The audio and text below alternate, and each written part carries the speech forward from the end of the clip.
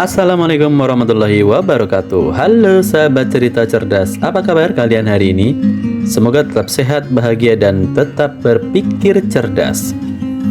Hari ini kita akan melakukan pembahasan mengenai suami Sandra Dewi rugikan negara 271 triliun. Seperti apa cerita cerdasnya? Simak terus video sampai selesai agar dapat tambahan informasi cerita cerdas hari ini.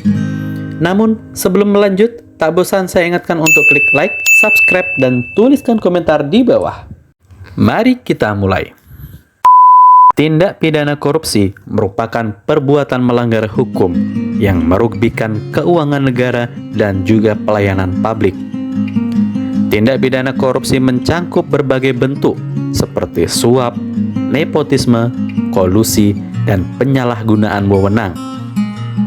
Untuk melakukan upaya pemberantasan korupsi, perlu mengetahui apa saja tindakan yang termasuk dalam tindak pidana korupsi yang telah diatur di dalam Undang-Undang Nomor 31 Tahun 1999 tentang pemberantasan tindak pidana korupsi.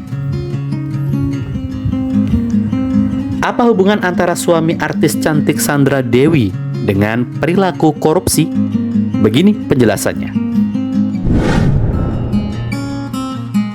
Kejaksaan Agung menetapkan suami Sandra Dewi, Harvey Muiz, menjadi tersangka korupsi tata niaga komoditas timah wilayah izin usaha pertambangan atau IUP PT Timah Tbk tahun 2015 sampai 2022. Penetapan itu dilakukan setelah memeriksa Harvey secara intensif beberapa waktu belakangan ini. Dari hasil pemeriksaan itu, kejaksaan menemukan bukti yang cukup terkait keterlibatan Harvey dalam dugaan korupsi itu. Usut punya usut, kasus dugaan korupsi yang menyeret suami Sandra Dewi itu ternyata menimbulkan kerugian yang sangat besar. Kejaksaan Agung Republik Indonesia mencatat kerugian ekologis yang disebabkan atas korupsi itu mencapai 271 triliun. Angka itu berasal dari hasil perhitungan ahli lingkungan IPB Institut Pertanian Bogor, Bambang Heru Saharjo. Lalu sahabat, pertanyaan besarnya adalah bagaimana kerugian bisa menjadi sebesar itu? Kejaksaan Agung menjelaskan perhitungan kerugian tersebut dilakukan sesuai dengan ketentuan yang diatur dalam Peraturan Menteri Lingkungan Hidup Nomor 7 Tahun 2014 tentang kerugian akibat pencemaran dan atau kerusakan lingkungan hidup. Dalam kasus ini, nilai kerusakan lingkungan terdiri dari 3 jenis. Pertama, kerugian ekologis sebesar 183 triliun. Yang kedua, kerugian ekonomi lingkungan sebesar 74 triliun. Dan terakhir yang ketiga adalah kerugian biaya pemulihan lingkungan mencapai 12 triliun.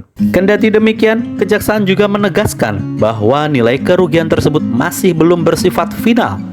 Artinya bisa saja bertambah lebih besar atau justru di bawah nilai perkiraan yang sudah disampaikan. Kejaksaan menyebut saat ini penyidik masih melakukan penghitungan potensi kerugian keuangan negara akibat kasus korupsi tersebut. Sahabat cerita cerdas, selalu bagaimana modus operandi yang dilakukan oleh tersangka Harvey? Kejaksaan menjelaskan, suami Sandra Dewi itu menjadi perpanjangan tangan dari PT RBT. Sebagai perpanjangan tangan, Harvey mencatat pernah menghubungi Direktur Utama PT Timah, yakni MRPT, pada 2018 hingga 2019. Lalu apa tujuan Harvey menghubungi Direktur Utama PT Timah? Ternyata dalam rangka untuk mengakomodir kegiatan pertambangan liar di wilayah IUP PT Timah. Masih menurut kejaksaan, setelah dilakukan beberapa kali pertemuan, akhirnya disepakati bahwa kegiatan akomodir pertambangan liar tersebut adanya di cover dengan sewa menyewa peralatan processing peleburan timah.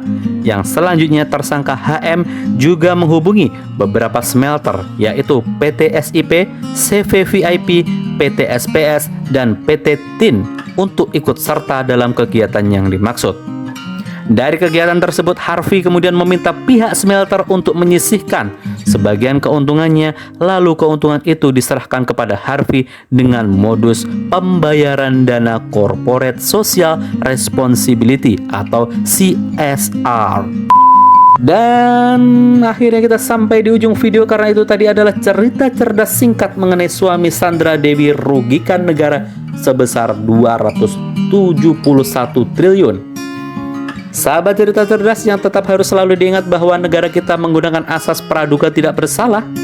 Benar atau tidak, benar atau salah, biarlah pengadilan beserta instrumen hukum lainnya yang akan memberikan penilaian dan memberikan keadilan. Semoga cerita cerdas singkat tadi mampu memberikan tambahan informasi bermanfaat untuk kita semua. Mari berpikir cerdas, bekerja cerdas, dan simak terus channel Cerita Cerdas. Tak bosan saya ingatkan untuk klik like, subscribe, dan tulis komentar di bawah jika kamu ada topik yang ingin dibahas di video Cerita Cerdas selanjutnya.